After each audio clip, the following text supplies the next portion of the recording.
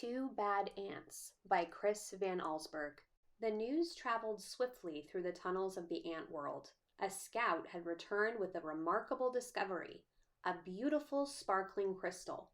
When the scout presented the crystal to the ant queen, she took a small bite, then quickly ate the entire thing.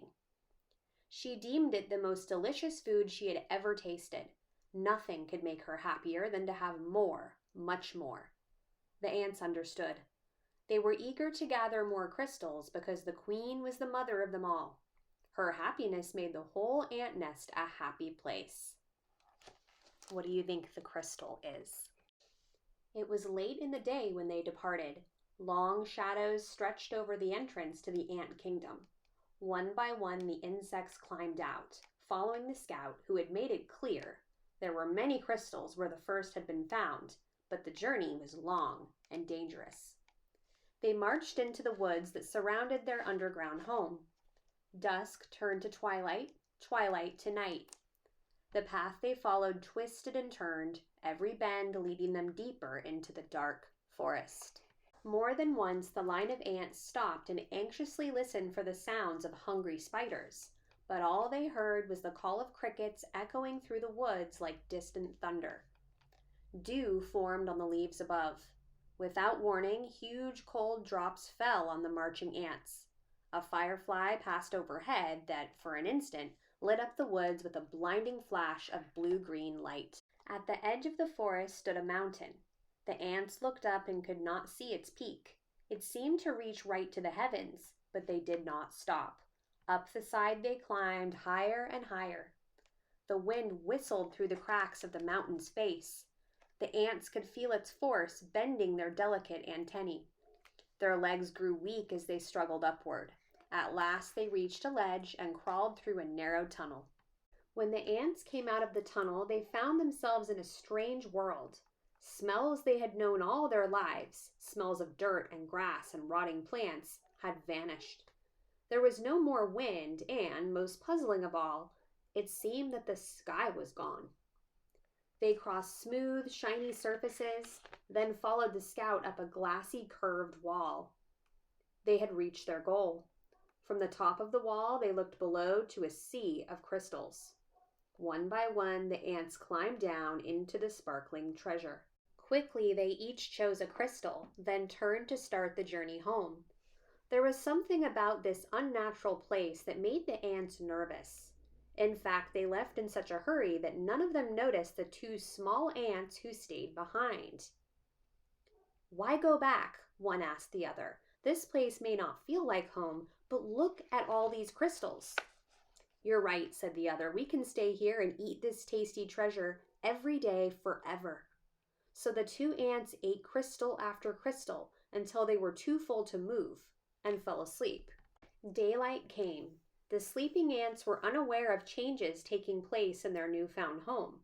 A giant silver scoop hovered above them, then plunged deep into the crystals. It shoveled up both ants and crystals and carried them high into the air. The ants were wide awake when the scoop turned, dropping them from a frightening height. They tumbled through space in a shower of crystals and fell into a boiling brown lake. Then the giant scoop stirred violently back and forth. Crushing waves fell over the ants. They paddled hard to keep their tiny heads above water, but the scoop kept spinning the hot brown liquid. Around and around it went, creating a whirlpool that sucked the ants deeper and deeper. They both held their breath and finally bobbed to the surface, gasping for air and spitting mouthfuls of the terrible, bitter water. Then the lake tilted and began to empty into a cave. The ants could hear the rushing water and felt themselves pulled toward the pitch-black hole. Suddenly the cave disappeared and the lake became calm. The ants swam to the shore and found that the lake had steep sides. They hurried down the walls that held back the lake. The frightened insects looked for a place to hide, worried that the giant scoop might shovel them up again. Close by, they found a huge round disc with holes that could neatly hide them. But as soon as they had climbed inside, their hiding place was lifted, tilted, and lowered into a dark space. When the ants climbed out of the holes, they were surrounded by a strange red glow. It seemed to them that every second the temperature was rising.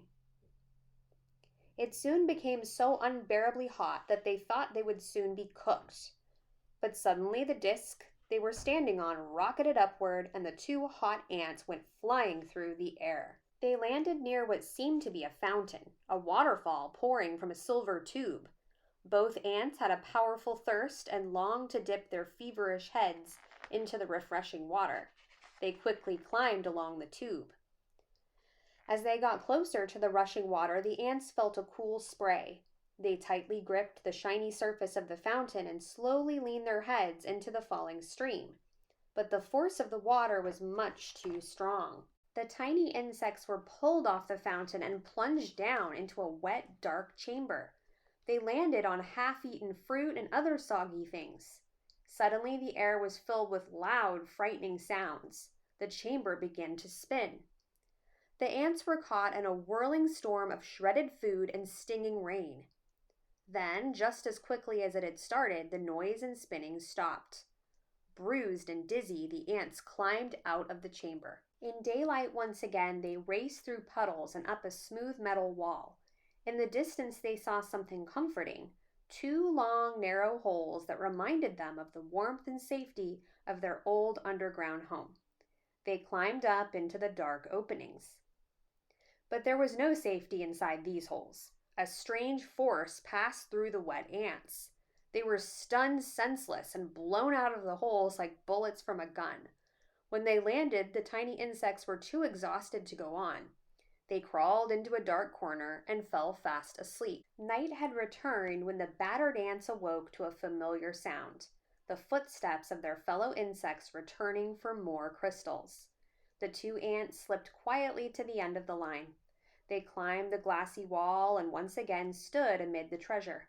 But this time they each chose a single crystal and followed their friends home. Standing at the edge of their ant hole, the two ants listened to the joyful sounds that came from below.